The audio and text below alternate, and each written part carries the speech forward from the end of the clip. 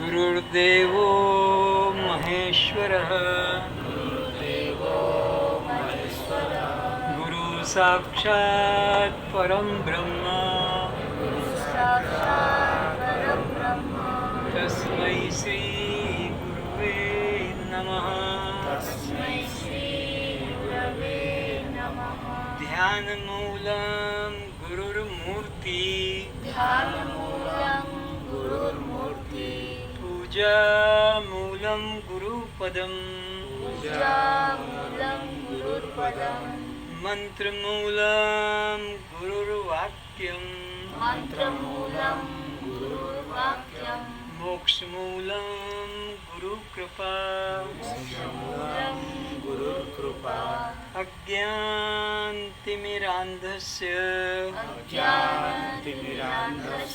ज्ञानाञ्जनशलाकया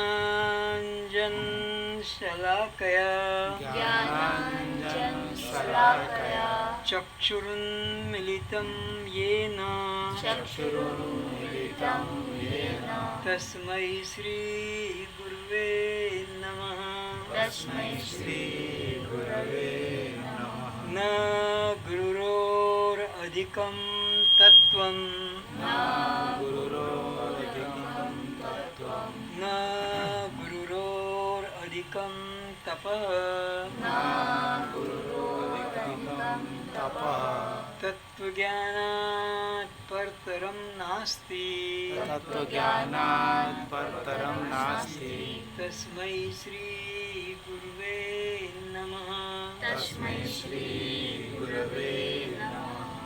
यस्य देवे पराभक्ति यथा देवे तथा गुरो तस्यैते कथिता ह्यर्था प्रकाशन्ते महात्मनः त्वमेव माताश्च पिता त्वमेव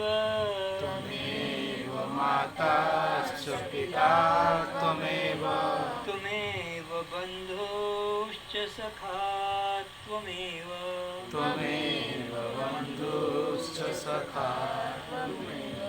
त्वमेव विद्या द्रविणं त्वमेव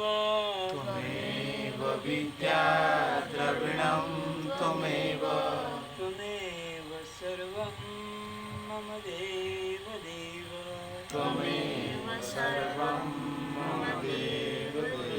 गौरी सर झुकना चाहिए। तुम ऐसे कैसे बैठी रहती हो भूतनी की तरह, बाद में सर उठाते हो साथ साथ। असतो मा सद्गमय तमसो मा ज्योतिर्गमय मृत्युर्मामृतं गमय। सभी अपने नेत्र खोल लें। सभी श्रोताओं का स्वागत है और मैं सबको प्रणाम करता हूँ।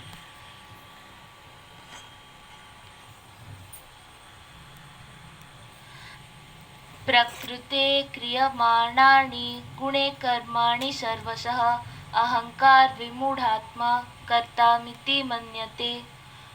वास्तव में संपूर्ण कर्म सब प्रकार से प्रकृति के गुणों द्वारा किए जाते हैं। अष्टावक्र जी जनक को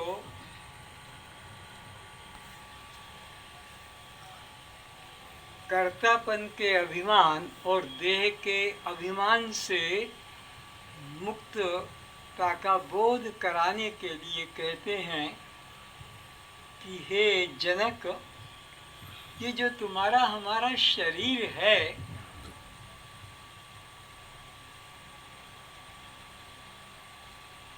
यह परमात्मा का मंदिर है।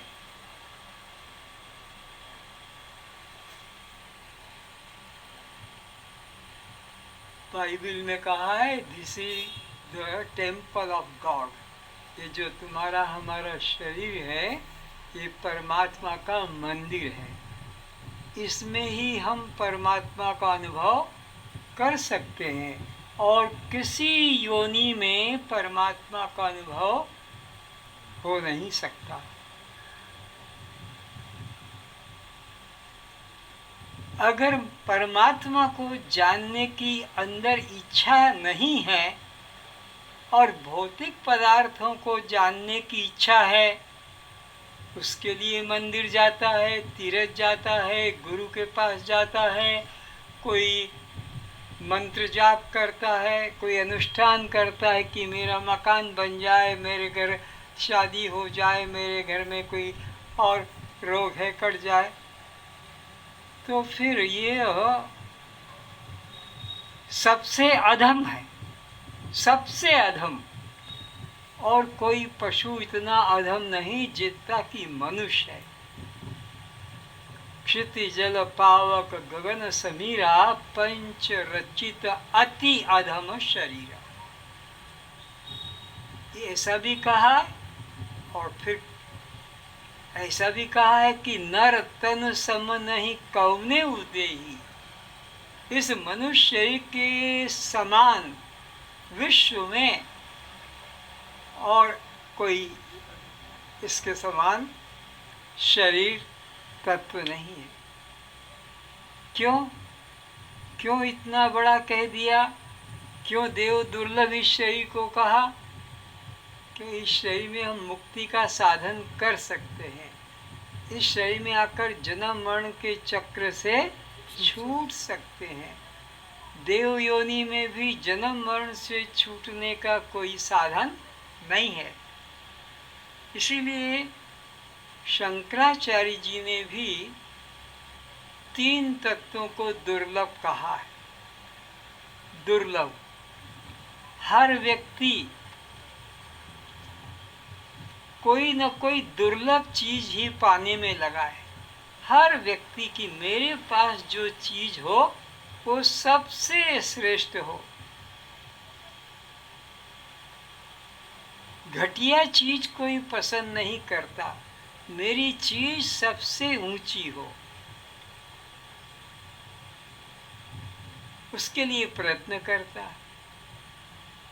पति हो तो, पत्नी हो तो, पुत्र हो तो, मकान हो तो, लड़की हो तो, उपाधि हो तो, शक्ति हो, सबसे ऊंचा हो मेरा जो कुछ भी है। ये दुर्लभ तत्व बताया।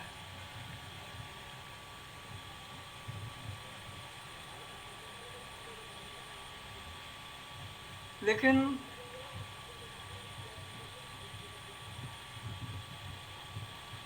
जिन को दुर्लभ कहा है, ये सब अनित्य हैं, संसारिक पदार्थ और दुख रूप है।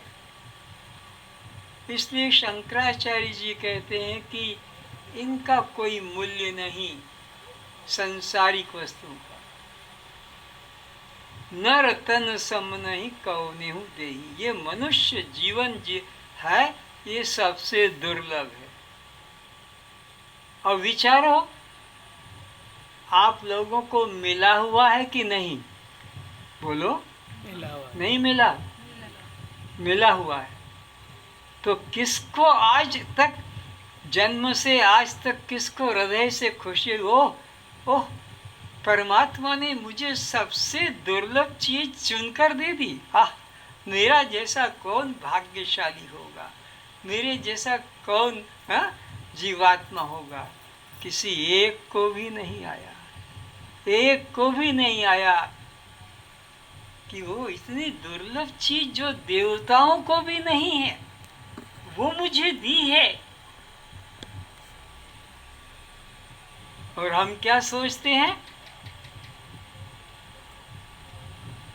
कि मेरे को तो ये नहीं दिया, मेरे को तो वो नहीं दिया, मेरे को तो ये नहीं दिया।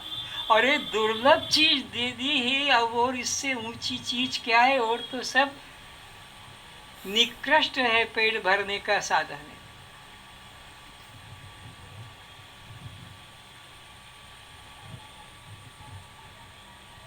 दूसरी चीज, मनुष्य जीवन मिल गया, दुर्लभ तत्व मिल गया। तो दूसरी दुर्लभ चीज क्या है?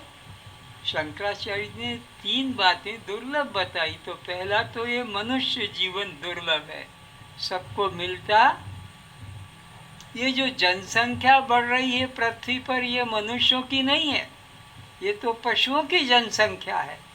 मनुष्य तो गिनती के कुछ कुछ होते हैं, कभी कहीं शास्त्रों में कोई एक। मनुष्याणाम सहस्त्रेषु यतति सिद्धे यत्तमपि सिद्धानाम कश्चिन् मां वेत्ति। आकृति से मनुष्य होना ये कोई बड़ी बात, प्रकृति से मनुष्य होना चाहिए। आकृति से तो चोर भी, डाकू भी, बदमाश भी, गुंडे भी, ये तो सभी तो मनुष्य आकार में हैं, पर ये मनुष्य कहलाने के अधिकारी नहीं। मनुष्य वही जिसके हृदय में दया हो, प्रेम हो, समता हो, प्रभु को ही पाने की इच्छा हो, प्रभु को ही, भी नहीं ही। पर हम तो कहते हैं हमको तो लड़का चाहिए, हमको तो लड़की चाहिए, हमको तो मकान चाहिए, हमको तो ये चाहिए वो चाहिए। ये निकृष्टता है। तो दूसरी चीज दुर्लभ है ब्रह्म जिज्ञासा, आत्म जिज्ञासा, मुक्ति की जिज्ञासा, जन्म मरण से छूटने की प्रबल उत्कंठा, इच्छा, ये भी दुर्लभ है। सोचो कितनों को विचार आ रहा है इसके लिए। ये जितने लाख लाख लोग मंदिरों में, मस्जिदों में, चर्च घर में, गुरुद्वारों में, तीर्थ में बढ़े, ये एक भी वहाँ नहीं है। ये तो सब इसी के लिए है, इस संसार के लिए। ये रोग कट जाए, ये हमारी मनोकामना पूर्ण हो जाए, ये हमको पद मिल जाए, कि संतान मिल जाए। तुम्हें जितने जितने महात्माओं के पास भी हजार लाख लाख लोग मिलेंगे बैठे हुए, दिख नहीं पाएंगे, इतने सर उनके दिख रहे हैं। लेकिन ब्रह्म को पाने की जिज्ञासा वाले वहां नहीं मिलेंगे, आत्मा को जानने की। तो ये उससे भी दुर्लभ चीज है। पहली चीज क्या दुर्लभ बताई? मनुष्य जीवन। सीधे बैठो। हाँ, तो पहली चीज क्या बताई? मनुष्य जीवन दुर्लभ है। और दूसरा क्या बताया? ब्रह्म जिज्ञासा, आत्म जिज्ञासा, मुक्ति को पाने की जिज्ञासा। चलो ये भी जग गई, जो बैठे हैं 5-10 यहाँ और बाहर। इससे भी दुर्लभ एक चीज और है। पहला तो मनुष्य जीवन दुर्लभ है, वो मिल गया, और आत्म जिज्ञासा न जगी तो व्यर्थ हो गया।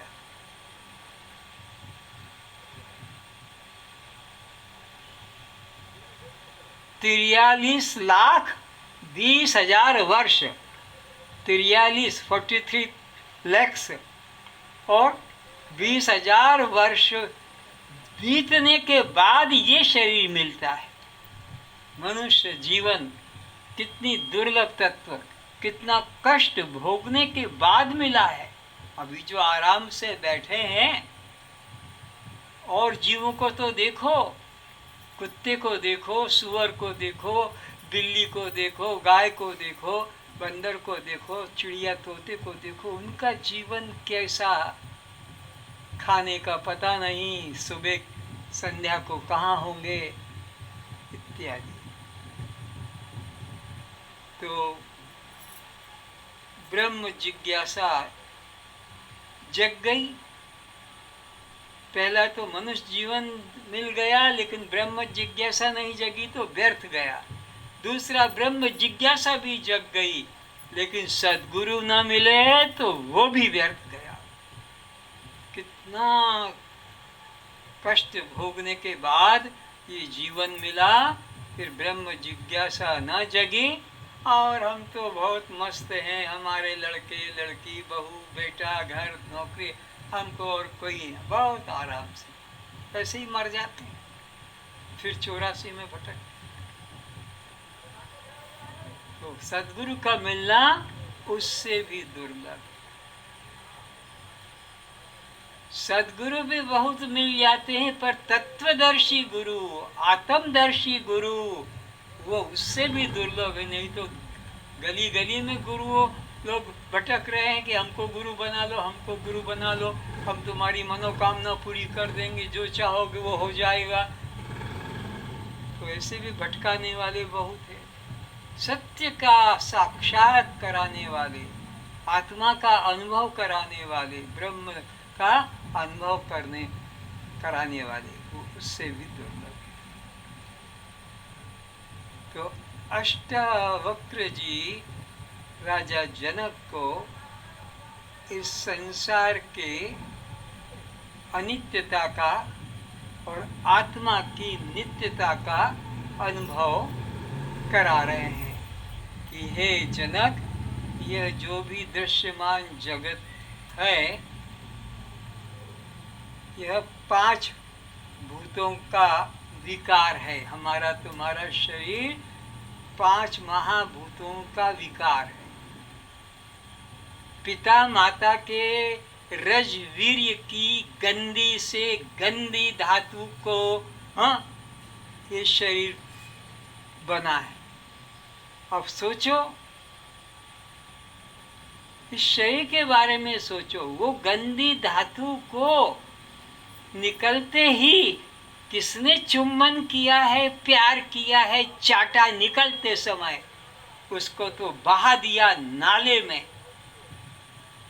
और जो गर्भाशय में पहुंच गया उससे ये तुम्हारा हमारा शरीर बना।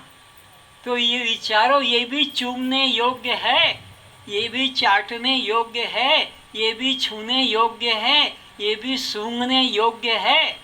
वही तो है जो नाले में क्लॉटिंग की तरह मेंस पीरियड में जा रहा था कि पुरुषों का जो है सप्तदोष के रूप में डिस्चार्ज हो रहा था। वो गंदी नफरत करने वाली घृणा रूप वस्तु से ये बना है शरीर।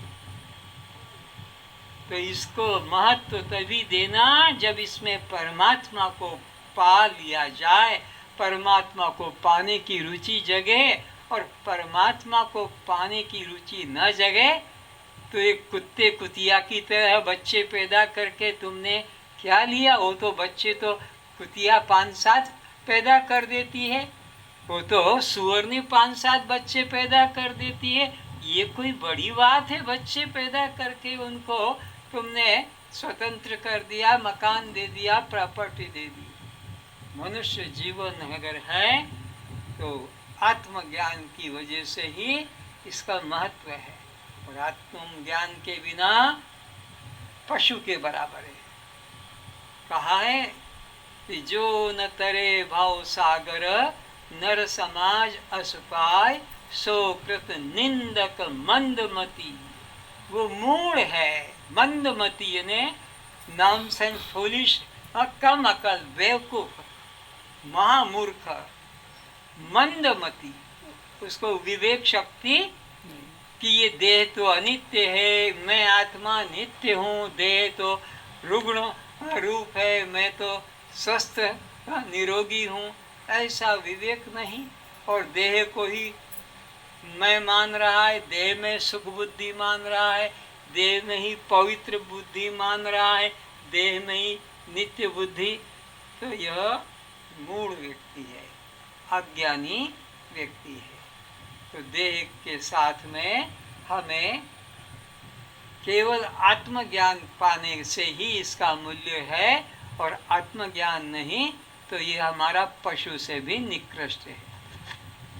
तो भी जिसका अंतःकरण अहंकार से मोहित है, वह मूढ़ अज्ञानी मैं कर्मों का करता हूँ ऐसा मानता है, एवं कर्म के फलों को भोगने के लिए बारंबार जन्म मरण के बंधन में पड़ा रहता है। फिर से, तो भी जिसका अंतःकरण अहंकार से मोहित है, जिसका अंतःकरण शब्द का अर्थ भी समझे, करण कहते इंद्रियों को। तो इंद्रियां हमारी 2 तरह की है, बाहर की तरफ काम करती है और अंदर की तरफ भी, बहिष्करण और अंतःकरण। तो बहिष्करण में क्या है? श्रोत्र, त्वचा, चक्षु, जिह्वा, घ्राण, ये बाहर काम करती। क्या करती है? शब्द, स्पर्श, रूप, रस और गंध को। अब अंतःकरण क्या है? वो मन, बुद्धि, चित्त, अहंकार, ये अंतःकरण है। तो ये क्या क्या करते हैं? भूख और प्यास, सुख और दुख, मान और अपमान, लाभ हानि, ये इन काम इनका है। तो जिसका अंतःकरण कर्ता भाव और भोक्ता भाव में जुड़ा हुआ है, मैं करता हूँ और मैं भोक्ता हूँ, जिसके अंतःकरण में ये भाव है, वो व्यक्ति बार बार जन्म मरण को प्राप्त होता है। बार बार 84 लाख योनियों में भटकता भटकता भटकता ये परमात्मा से प्रार्थना करते करते शरीर पाता है। और परमात्मा एक ही कंडीशन से इसको मानव जीवन देते हैं। कौन सी कंडीशन? हम तुम सब अंदर गर्भ में क्या प्रॉमिस किए? एक बार मुझे मनुष्य जीवन दे दो, मैं तुम्हारा ही भजन करूंगा, तुम्हारा ही चिंतन करूंगा, तुमको ही पाने की इच्छा करूंगा। ये झूठे रिश्तेदारों को, झूठे रिश्तेदार कौन है? ये पिता, ये माता, ये पति, ये पत्नी, ये पुत्र, प्रपौत्र, पुत्र, ये सब झूठे के झूठे रिश्ते हैं। और ये सब हमको नरक ले जाने वाले हैं। याद रखना, पिता भी, माता भी, पति भी, पत्नी भी, पुत्र भी, सब तुमको नरक की यात्रा कराने के लिए लगे हुए हैं। एक भी तुम्हारे को मुक्ति की तरफ ले जाने वाले नहीं है। कोई भाग्यशाली होती है माता मदालसा जो अपने बच्चों को मुक्ति की तरफ ले जाती है, या कोई भाग्यशाली होता है श्रवण कुमार जो अपने पिता माता को मुक्ति की तरफ ले जाता। बाकी तो सब नरक की तरफ ही ले जाते हैं। क्यों? तुम्हें जन्म मरण के चक्र में डालेंगे। इसलिए बहुत भाग्य से यह हमें जीवन प्राप्त हुआ है। तो जिसके मन में मैं करता हूँ और मैं भोगता हूँ ये भाव रहेगा अंतःकरण में, वो बार बार जन्मेगा, बार बार मरेगा, बार बार जन्मेगा, बार बार मरेगा। पर इस मनुष्य में और नहीं जन्मेगा। जन्मेगा तो कुत्ते में, बिल्ली में, गधे में, घोड़े में, चूहे में, सांप में, बंदर में, कीड़े में, मकोड़े में, यक्ष में, किन्नर में, ऐसी योनियों में जाना पड़ेगा। क्यों? कि ऊंची योनि में तो जाने के कर्म किए नहीं अच्छे। ऊंची योनि में, देव योनि में, स्वर्ग योनि में, वैकुंठ योनि में तो जाने के अच्छे कर्म नहीं किए। क्या किया? लोगों का शोषण किया, किसी भी प्रकार से छल कपट किया और अपने परिवार को, धन को बनाने में लगा रहा। तो ये तो सब नरक ले जाने के साधन हैं। तो यह संसार जो है अनित्य है, और इसमें ही जिन्होंने सुख बुद्धि की है उनको तो बार बार बार बार जन्मना मरना ही पड़ेगा। चलो आगे बढ़ो। वह मूढ़ अज्ञानी मैं करता हूँ ऐसा मानता है कौन मानेगा? मैं करता हूँ, मैं भोगता हूँ? मूढ़ व्यक्ति। मूढ़ व्यक्ति कौन है? जिसको सत्य सत्य का, जड़ चेतन का, दृश्य दृष्टा का, आत्मा अनात्मा का, पर प्रकाश स्वयं प्रकाश का अंतर नहीं मालूम स्पष्ट कि जड़ किसको कहते हैं और चेतन किसको कहते हैं, मृत किसको कहते हैं, अमृत किसको कहते हैं, शव किसको कहते हैं, शिव किसको। तो ऐसे जिसका विवेक नहीं उसको मूढ़ कहते हैं। तो वो मूढ़ व्यक्ति ही इस अनात्म शरीर को मैं मानकर बंधन को प्राप्त होता है। एवं कर्म के फलों को भोगने के लिए बारंबार जन्म मरण के बंधन में पड़ा रहता है। और कर्म कितने कर रहा है वो भी देखो। एक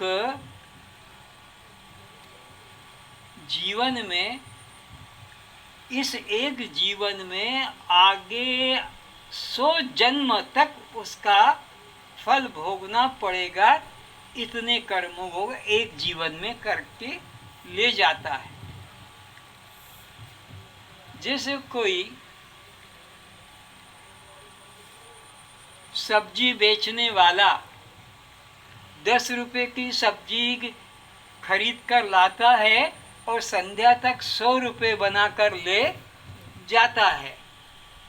या किसान 10 केजी धान खेत में डालता है और 100 केजी पैदा कर कर ले जाता है।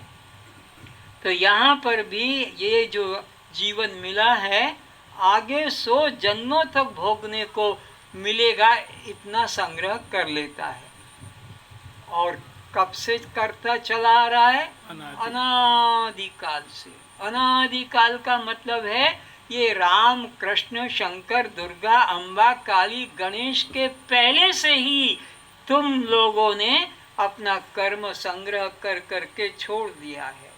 इतने इतने कर्म तुमने किए हैं इस जीवात्मा ने कि समुद्र की, नदी की, बालू रेती के कण चाहो तो गिन सकते हो, आकाश के तारों को चाहो तो गिन सकते हो अगर समर्थ, लेकिन जीव के अपने संचित कर्मों को गिना नहीं जा सकता, क्योंकि हर जन्म में 100 जन्म के संग्रह करता जा रहा, हर जन्म में 100 जन्म के संग्रह करता है। तो तुम कब से जन्म करते आ रहे हो? अनादिकाल से। ये राम कृष्ण बाद में आए तुम्हारे से, ये ब्रह्मा विष्णु शंकर तुम्हारे बाद में हुए हैं।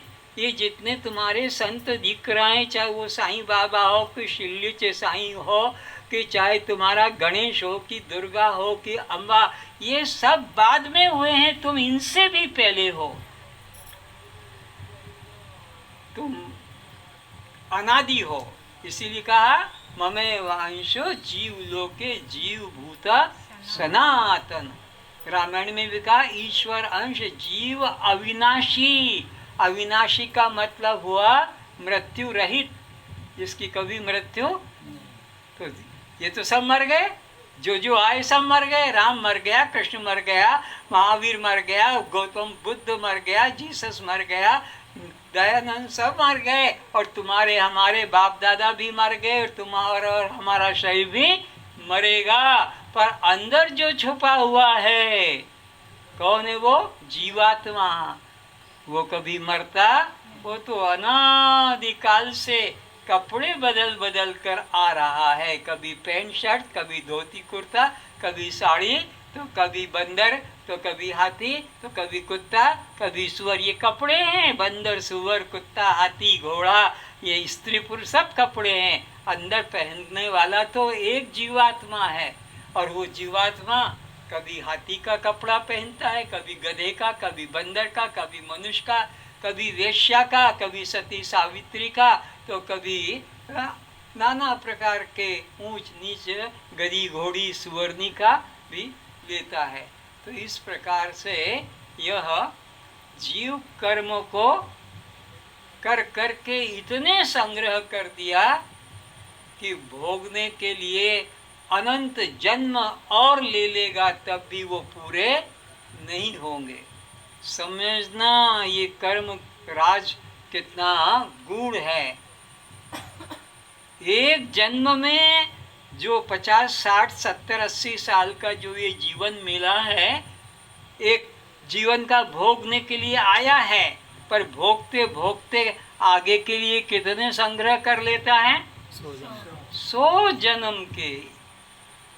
फिर अगले जन्म लेगा, फिर 100 जन्म का संग्रह करेगा। इस तरह से इतने इकट्ठे कर लिए हैं, और ये कर्म बढ़ते ही जाते हैं, ये घटते नहीं। कंपाउंड इंटरेस्ट की तरह बढ़ते जाएंगे, कभी घटेंगे नहीं।